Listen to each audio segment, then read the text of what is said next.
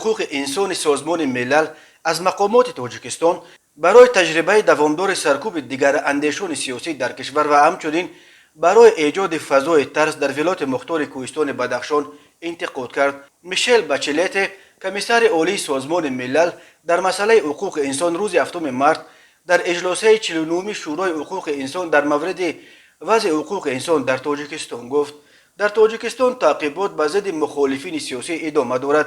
شمار تا رفته بیشتر اعضای گروه‌های اپوزیسیونی توسط مرافعه‌های دادگاهی که جوابگوی معیارهای قبول شده قانون نیستند به سالهای طولانی زندان محکوم کرده می‌شوند.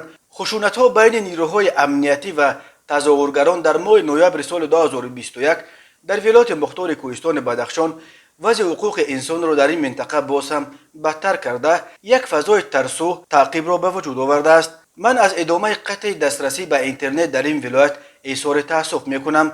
این به طور آشکارا پایمال کردن حقوق انسان است. در دوشنبه تا کنون این اظهارات اخیر خانم بچلت، پرزیدنت سابق چیلی را که از سال 2018 کمیسر عالی سازمان ملل در امور حقوق انسان است شرح ندادند، ولی در گذشته مقامات تاجیکستان انتقادهای سازمان ملل از وضع حقوق انسان را بی اساس و دور از واقعیت نامیده و توصیه‌های سازمان ملل در مورد آزاد کردن چندی از محبوسان سیاسی از جمله بزرگمیر یاروف، محمد علی حید و زید سعیدوف را رد کرده گفته بودند که این افراد طبق قانون محکوم شدند و از سوی دیگر در قانونگذاری تاجیکستان ترتیب بازبینی حکم‌های دادگاه‌ها بر اساس توصیه‌های سازمان بین المللی درج نشده است.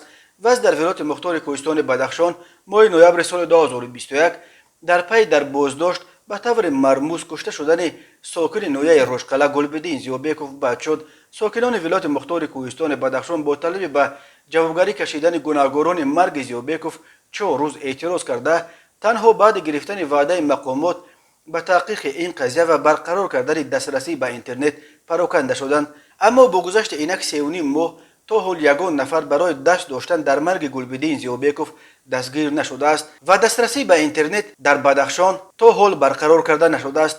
خدمات علاقه بعد چند ماه شرح داده بودند که گویا دسترسی به اینترنت را در ولایت مختار کوهستان بدخشان به سبب‌های امنیتی تا به حد 2 گیگ محدود کردند. اما میشل بچلت در سخنرانیش با اظهار تأسف از ادامه قطع اینترنت در ولایت مختار کوهستان بدخشان چنین عمل را به طور آشکارا پایمال کردن حقوق انسان نامید.